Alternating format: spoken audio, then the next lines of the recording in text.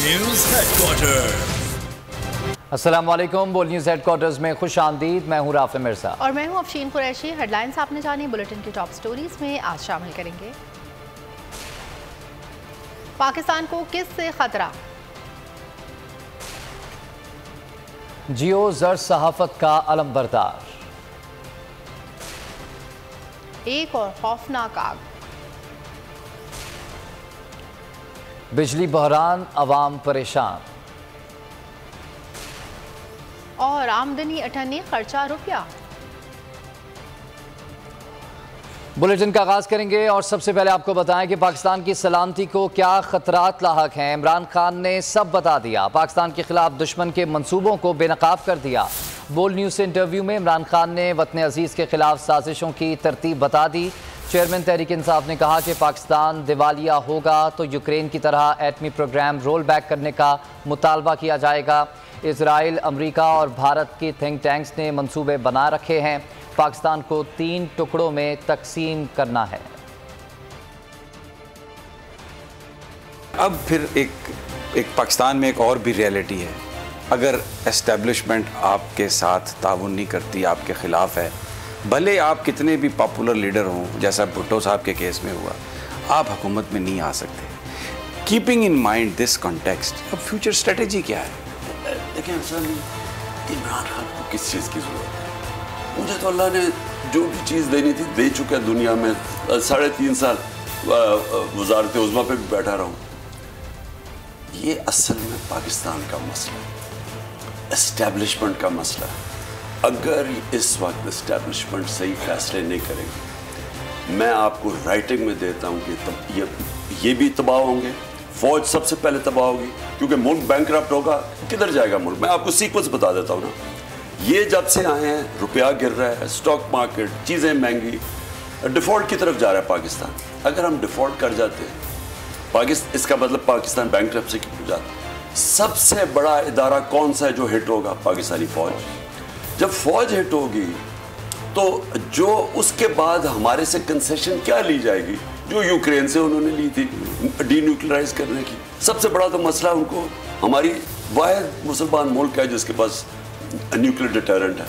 जब वो चला गया फिर क्या होगा? मैं आपको आज कहता हूँ पाकिस्तान के 3 हिस्से होंगे जो कि आप आम इनके थिंक टैंक्स, हिंदुस्तान के थिंक टैंक्स में देख लें। बाहर जो सारे बलूचिस्तान को लहदा करने के प्लान हैं, इनके प्लान बने हुए हैं। तो इस वक्त अगर सही फैसले नहीं किए जाएंगे, मुल्क खुदकुशी करने पे जा रहा है। मैं इसलिए जोर लगा रहा हूँ। चेयरमैन पीटीआई इमरान खान मुल्क की सलामती के लिए फ़िक्रमंद। बोल न्यूज़ के प्रोग्राम तज्जिया में मुल्क की सलामती के लिए अपने दौर का इजहार किया, अपने दर्द का बताया। जी न्यूज़ ने सहाफ़ती इख्तियार की धज्जियाँ उड़ा दी, हक़ाइक़ तोड़ मरोड़ कर पेश करना शुरू कर दिए। झूठी खबरें चलाने वाले मीर शकील और मीर इब्राहिम ने एक और झूठी खबर चलवा दी। इमरान खान के बयान का मफहूम ही तब्दील कर दिया। बोल न्यूज़ ने ज़िम्मेदाराना सहाफ़त का सबूत दिया और हक़ाइक़ पर मबनी बयान अवाम के सामने रख दिया। इमरान खान का कहना था कि अगर मुल्क दिवालिया हो जाएगा तो सबसे पहले फ़ौज को नुकसान होगा। जियो न्यूज़ इस बयान को मनगढ़ंत करके चला रहा है। बयान तोड़ मरोड़ कर पेश करने वालों का अपना एजेंडा है। मुख्तलिफ चैनल्स पर फरमाइशी नशरियात चलाई जा रही हैं। रहनुमा पीटीआई फ़ारूक हबीब कहते हैं कि अमन की आशा पैसे की भाषा चल रही है, ढकी छुपी बात नहीं। कौन बाहर के पैसों से किसके एजेंडे पर चल रहा है? क्या ये ढकी छुपी बात है? ये वही भारत, अमेरिका, इसराइल गठजोड़ पाकिस्तान से ढका छुपा नहीं। अब जो बयान को तोड़ मरोड़ के पेश कर रहे हैं उनका एक अपना एजेंडा है। वो अपनी फरमाइशी ट्रांसमिशन करवा रहे हैं। अमन की आशा पैसे की भाषा चल रही है। ये किसी से ढकी छुपी चीज़ है कि किन को पैसे कहाँ से आते हैं, कौन कहाँ से बैठ के जो है वो ट्रांसमिशन करता है। ये किसी से ढकी छुपी चीज़ है। और ये वही लोग हैं जो कि डॉन लीक्स के ऊपर, मेमो गेट के ऊपर और आसिफ अली जरदारी का ईंट से ईंट बजा देने वाले बयान के ऊपर जो है वो खामोश रहे थे। इसराइल, भारत और अमेरिका का एक नेक्सस है। ये कोई ढकी छुपी बात है? और दूसरी जानिब फवाद चौधरी का कहना है कि हुकूमत के मीडिया कंसल्टेंट जो मुख्तलिफ चैनल्स में बतौर सहाफ़ी भर्ती हैं, आधी रात को इमरान खान की बोल टीवी के इंटरव्यू पर अजीब तौजीहात पेश कर रहे हैं। रहनुमा तहरीक इंसाफ फवाद चौधरी ने ट्वीट में लिखा कि इमरान खान ने जायज़ तौर पर इन खतरात की निशानदही की जो मुआशी तबाही की सूरत में पाकिस्तान को दरपेश होंगे।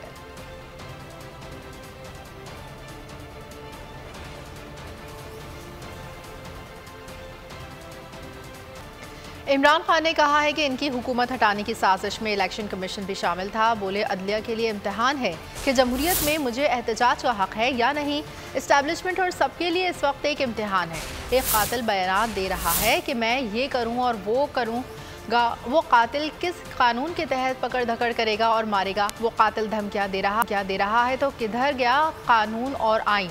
सुप्रीम कोर्ट की जिम्मेदारी है कि वो हमारी हिफाजत करे। कौम सब कुछ देख रही है, मीडिया हाउसेस और एंकर्स को भी देख रही है। कौम अदलिया और इस्टेब्लिशमेंट की तरफ भी देख रही है। राना सनाउल्लाह पंजाबी फिल्मों वाली भड़के मार रहा है। राना सनाउल्लाह कौम को डराने और खौफ दिलाने की कोशिश कर रहा है। 25 मई की रात को शेलिंग करके इसने कौम को खौफ दिलाया। अब ये सब का ट्रायल है, एस्टेब्लिशमेंट का ट्रायल है। सारी कौम के सामने पता है कि पावर ब्रोकर्स तो वो हैं, वो ट्रायल पे हैं। अदलिया की ट्रायल है, सुप्रीम कोर्ट के ऊपर इस वक्त ट्रायल है। आप देखें ना, मैं उनसे आज जो हमारा केस है, मैं सीधा सवाल पूछ रहा हूँ कि मुझे बताएं कि अगर ये जमहूरियत है तो मेरा हक है या नहीं पुरअमन एहतजाज का। उधर से वो जो एक कातिल वो स्टेटमेंट्स दे रहा है कि मैं ये कर दूंगा, मैं वो कर दूंगा। यानी किस कानून के तहत वो कर देगा कि जी अब मैं फिर पकड़ूंगा, मैं मारूंगा। वो समझ रहा है कि ये कोई मोहल्ले का ये कोई गुंडागर्दी हो रही है कि मैं तुम्हें ये कर दूंगा। मैं यहाँ किधर गया कानून, किधर गया आइन, किधर गए हमारे हुकूक? ये किसकी जिम्मेदारी है? ये पाकिस्तान के सुप्रीम कोर्ट की जिम्मेदारी है। फंडामेंटल राइट्स को प्रोटेक्ट करना उनकी जिम्मेदारी है। तो ये सब ट्रायल पे है। समी कौम देख रही है, सारी कौम तमाशा देख रही है। कौम किधर खड़ी है आज? तो कौम अगर मीडिया हाउसेस और एंकर्स और सहाफ़ियों का भी वो एहतसाब करती जा रही है तो वो इनकी तरफ भी देख रही है, इस्टेब्लिशमेंट की तरफ देख रही है, अदलिया की तरफ देख रही है। तो और इसमें जिधर आप फ्यूचर पाकिस्तान के डिसाइड करेंगे कि अब ये किधर खड़े होते हैं इदारे कि मैंने तो कभी हार मानी नहीं है। मेरी तो फिलॉसफी ये है कि हारता वो है जो वो हार मान जाता है, और हार हरा ही नहीं सकती उस आदमी को जो हार नहीं मानता। तो मैंने तो ये स्ट्रगल करती रहना, तो मैं और मेरे लिए जहाद है। क्या कौम अब इस मुल्क की अपनी ज़ात को ख़त्म करके, यानी मेरे अपने मफादात ख़त्म करके कि जी मेरी बिज़नेस ना रुक जाए या मेरा जनाब मुझे कोई जलील ना कर दे, मैंने इसलिए लोगों को समझाता हूँ कि ला इलाहा इल्लल्लाह का मतलब समझें। इंसान को आज़ाद कर देता है खौफ से। ये सबसे ज़्यादा ये जो राना सनाउल्लाह ये जो मार रहे हैं ना, बढ़ के मार रहे हैं पंजाबी फिल्मों वाली, ये डराने की कोशिश, खौफ दिलाने की कोशिश कर रहा है। इन्होंने उस दिन रात को खौफ दिलवाया लोगों को। टीयर गैस, औरतें बच्चे देख रहे हैं, औरतें बच्चे। मैंने ऐसा जुल्म नहीं देखा अपने लोगों से किसी को ऐसा। ये सनाउल्लाह जैसे और शहबाज शरीफ जैसे और हमजा शरीफ जैसे और नवाज शरीफ और ये जरदारी टाइप लोगों के, इनको पता होते हुए कि ये क्या लोग हैं, अगर हमने इनके सामने घुटने टेक दिए तो फिर आगे तो एक तबाही है। कौमी असेंबली में वापस जाने का सवाल ही पैदा नहीं होता। इमरान खान ने दो टोक ऐलान कर दिया। बोल को इंटरव्यू देते हुए कहा कि वापस जाने का मतलब है कि हमने मुल्क के खिलाफ साजिश कबूल कर ली। बोले मार्च तो होगा लेकिन सुप्रीम कोर्ट की जानिब से जमानत का इंतज़ार है। इमरान खान ने कहा कि 126 दिन का धरना दिया, किसी को कोई नुकसान नहीं पहुंचाया। सुप्रीम कोर्ट ने 25 मई को रास्ते खोलने का हुक्म दिया था लेकिन हुकूमत ने अदालती अहकामात की खिलाफ वर्जी की। सुप्रीम कोर्ट के हुक्म के बाद हमें तसल्ली हो गई थी कि अपना जमहूरी हक इस्तेमाल कर सकते हैं। बोल को इंटरव्यू में इमरान खान ने कहा कि ये लोग 30 साल से अवाम पर जुल्म कर रहे हैं। 24 मई को ही माफिया तर्ज का ऑपरेशन शुरू हुआ। इमरान खान ने कहा कि जो कुछ इस नाम नहाद जमहूरियत में हो रहा है मुशर्रफ की आमरीत में भी नहीं हुआ। बोले शहबाज शरीफ और राना सनाउल्लाह ने मॉडल टाउन में 14 अफराद को कत्ल करवाया। कैमरों के सामने लोगों को गोलियां मारी गईं। तहरीक इंसाफ ने अपने दौर में मॉडल टाउन के जिम्मेदारों को सज़ा दिलवाने की पूरी कोशिश की थी लेकिन अफसोस कि इन कातलों को सज़ा ना हो सकी। कि असेंबलियों में अगर वापस चले जाएं तो ज़्यादा बेहतर हो। लेकिन असेंबलियों में तो वापस जाने, नेशनल असेंबली में वापस जाने का तो सवाल ही नहीं पैदा। जिस वक्त हम नेशनल असेंबली के अंदर वापस जाते हैं, इसका मतलब ये जो सारी साजिश हुई है, और मुझे अभी भी कहना पड़ता है कि चीफ जस्टिस को प्रेसिडेंट ऑफ पाकिस्तान ने वो खत भेजा है, वो जो मरासला जो साइफर भेजा है, उसके ऊपर तहकीकात होनी चाहिए कि इतना एक मुल्क की सॉवरेनिटी के ऊपर इतना बड़ा हमला हुआ है। वाज़ेह तौर पर उसमें लिखा हुआ है कि इमरान खान को हटाओ और चेंज करो, नहीं तो हम ये कर। सुबह निकले 25 को तो सुप्रीम कोर्ट की एक रूलिंग आई, उन्होंने कहा कि अब रास्ते भी क्लियर कर दो, हमारा हक है पुरअमन एहतजाज का। तो हम रिलैक्स कर गए, हमने समझा कि अब आराम से निकल जाएंगे। लेकिन हमारा मुकाबला मुझे तभी सोचना चाहिए माफियाज के साथ है। ये मुजरिम है इस कौम के। माफिया स्टाइल ऑपरेशन हुआ उस दिन, बल्कि एक दिन पहले भी शुरू हो गया था जब इन्होंने घरों में घुस गए लोगों के। मेजर के ये घर चले गए और उसकी बेटी, छोटी माँ और बेटी 10 साल की। मैं अब सोच रहा था कि कौन सा मुल्क, जब मुशर्रफ ने क्रैकडाउन किया था, जब वो अदलिया की आजादी के चल रही थी, मुझे वो वहाँ कुछ भी नहीं था इस तरह। यानी डिक्टेटरशिप में कोई इस तरह की चीजें नहीं हुई जो इन्होंने की। ये वो लोग हैं जिन्होंने मॉडल टाउन में दिन दिहाड़े ये शहबाज शरीफ और ये राना सनाउल्लाह, यानी टीवी के सामने इन्होंने लोगों को गोलियां मारी, 14 कत्ल किए। अगर वहां सजाएं इनको मिल जाती, आप यकीन करें 3.5 साल हमारे दौर में मैं कोशिश करता रहा। मैं कहा ये मॉडल टाउन का केस, ताहिरुल कादरी से मैसेज भी आती थी, वो हम कहते थे वो स्टे ऑर्डर मिला हुआ था। इनकी ऐसी ग्रिप है, ये ऐसा माफिया है, ये इनका ये बच जाते हैं। शहबाज शरीफ का ओपन एंड शट केस है, वो अभी इनका FIA के प्रोसिक्यूटर जुल्करनैन ने अभी बताया, जी सब बताया सारा। उसने कहा वो केस ही नहीं लगता था। हम भी 1 साल पहले इसको सजा हो जानी चाहिए, वो केस ही नहीं लगता था, उसको डिले कर जाए। कभी उसकी कमर की दर्द पे महीने की डिले। इनकी एक नीचे तक जड़ें पहुंची हुई है, माफिया है। तो इन्होंने ये कोशिश फिर की कि हमें भी वही खौफ सदा करने के लिए, खास तौर पे देखिए आदमी कहता है चले ठीक है मुझे तो जेल में डाल दो या जो भी करना है, लेकिन औरतें और मेरे बच्चे और बूढ़े उनके ऊपर तो, यानी उनसे तो लोग नहीं समझते ना तवक्को है। तो मुझे ये सारे जो मुलव्वस थे इसमें। मार्च के बाद इस्लामाबाद में धरना क्यों नहीं दिया, वापस क्यों आए, इमरान खान ने बोल को इंटरव्यू में ये भी बता दिया। कहा आज़ाद कश्मीर के वज़ीर आज़म की सिक्योरिटी मौजूद थी, चंद दीगर लोगों की भी सिक्योरिटी थी, अगर एक भी गोली चल जाती तो बहुत खून खराबा होता। इमरान खान ने कहा शहबाज शरीफ और राना सनाउल्लाह तो वैसे ही माफिया हैं, लोगों को कत्ल करवाते हैं। सबसे ज़्यादा लोगों को शहबाज शरीफ ने पुलिस मुकाबलों में मरवाया। ना कि मैं अगर आगे चला जाता, वो इतना गुस्सा था लोगों को जो इन्होंने शेलिंग की हुई थी। एक तो उन्होंने आउट ऑफ कंट्रोल हो जाना था और वहाँ डायरेक्ट खड़ी हुई थी पुलिस और फौज खड़ी हुई थी आगे। दूसरा इन्होंने, और अगले दिन और उसी दिन शाम को जब अगर हम बैठ जाते तो मुझे तो ये राना सनाउल्लाह पता है जिसने मॉडल टाउन में दिन दिहाड़े लोग कत्ल करवा दिए, और ये शहबाज शरीफ ने सबसे ज़्यादा पुलिस मुकाबले में लोग मरवाए हैं। और वहाँ गुल्लू भट्ट थे जो इन्होंने कपड़े, पुलिस के कपड़ों के दूसरे आम कपड़े पहन के वो सामने गाड़ियाँ तोड़ रहे थे, वो कर रहे थे। तो मुझे पता था कि अगले दिन इन्होंने वही करना है। और हमारे साथ दो चीफ मिनिस्टर्स थे, उनके अपने गार्ड्स थे, उनके गार्ड्स भी थे, मुसल्ला थे। हमारे पास एक प्राइम मिनिस्टर था आज़ाद कश्मीर का, उनके गार्ड्स थे, मुसल्ला थे, लोग मुसल्ला थे। तो उस वक्त एक दफ़ा गोली चल जाती तो सारा कुछ ही बदल जाना था। बोल को इंटरव्यू में चेयरमैन PTI इमरान खान ने कहा कि पाकिस्तान को अपने दुश्मनों से खतरा है, एक मजबूत और ताकतवर फौज पाकिस्तान का सबसे बड़ा चैलेंज है। इराक, लिबिया, सोमालिया, अफगानिस्तान और दीगर ममालिक के हालात आपके सामने हैं। अल्लाह की एक नेमत है कि हमारी एक मजबूत फ़ौज है। उन्होंने ये भी कहा कि फ़ौज मजबूत हो और हुकूमत मजबूत ना हो तो बैलेंस नहीं होता। हुकूमत तब मजबूत होगी जब अथॉरिटी और जिम्मेदारी अपनी जगह हो। एक तरफ ये है कि हमें बड़ी स्ट्रॉन्ग फौज चाहिए, हमें ताकतवर फौज चाहिए, क्योंकि हमें ख़तरा है दुश्मनों से। अगर इस मुल्क की फौज मजबूत और प्रोफेशनल और तकड़ी नहीं होती तो आप देख लें मुसलमान दुनिया में क्या हो। आप शुरू कर लेना यमन से, Libya, Syria, Somalia, Afghanistan, Iraq, सारी चुन चुन के एक मुल्क, लेबनान, उनसे हुआ क्या। तो हमें तो ये बड़ी अल्लाह की नेमत है कि हमारी फौज तकड़ी। अब दूसरा ये है कि ये जो बैलेंस है कि आप कैसे एक तकड़ी फौज भी हो आपके पास, लेकिन आपके पास एक मजबूत हुकूमत भी हो। और हुकूमत तब मजबूत होगी जब अथॉरिटी और जिम्मेदारी एक ही जगह के ऊपर हो। ये नहीं हो सकता कि आपकी जिम्मेदारी आपकी हो लेकिन आप रूल ऑफ लॉ कायम करें। सबसे बड़ा इदारा कौन सा है जो हिट होगा? पाकिस्तानी फौज। जब फौज हिट होगी तो जो उसके बाद हमारे से कंसेशन क्या ली जाएगी, जो यूक्रेन से उन्होंने ली थी डीन्यूक्लियराइज करने की। सबसे बड़ा तो मसला उनको, हमारी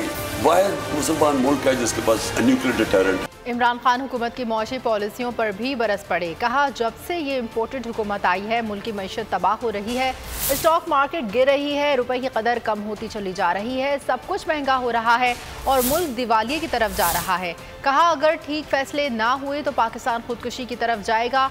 बोल को इंटरव्यू में इमरान खान ने कहा कि भारत ने रूस से तेल खरीदा, इसे 1.5 से 2 अरब डॉलर का फ़ायदा हुआ। मिफ्ता इस्माइल ने कहा, अमेरिका रूस से तेल खरीदने की इजाज़त नहीं देगा। हमाद अजहर ने रूस से तेल मुआहदे की बातचीत कर ली थी। हमारे मुल्क की मफाद था कि हम रूस से सस्ता तेल खरीदें। मौजूदा हुकूमत अमेरिका की हर तरह से गुलामी करेगी।